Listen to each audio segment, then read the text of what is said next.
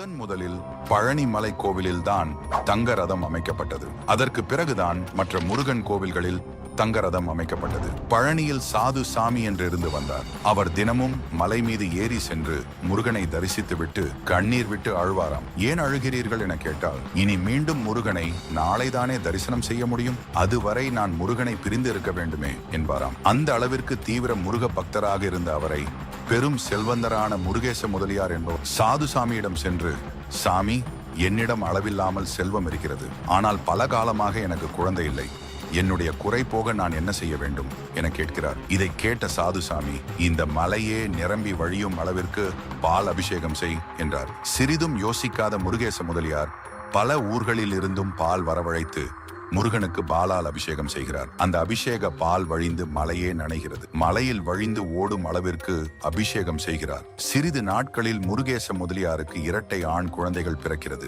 பக்தி உணர்ச்சி பெருகில் பழனி மலைக்கு ஓடி வந்த முருகேச முதலியார் சாது சாமி காலில் விழுந்து, சாமி, நான் ஒன்று கேட்டேன், ஆனால் முருகன் எனக்கு இரண்டாக கொடுத்து விட்டார். முருகப்பெருமானுக்கு நான் ஏதாவது செய்ய வேண்டும் என நினைக்கிறேன். அதற்கு பதிலளித்த சாது சாமி, நீ கொடுத்தா முருகன் வாழப்போகிறான், அனைத்தும் அவனுடையது, உன்னுடைய ஆத்ம திருப்திக்காக அவனுக்கு தங்கத்தேர் செய்து வை என்றார். உடனே முருகேச முதலியாரும் தங்கத்தேர் செய்து கோவிலுக்கு காணிக்கையாக அளித்தார். அன்று காணிக்கையாக அளித்த தங்கத்தேர் தான் இன்றும் பழனி மலையில் பவனி வருகிறது. குழந்தை இல்லாதவர்கள் பழனி முருகனிடம் வேண்டிக் கொண்டு குழந்தை பிறந்தவுடன் இங்கு வந்து தங்கத்தேர் இழுப்பது இன்றும் முக்கிய வழிபாடாக இருந்து வருகிறது.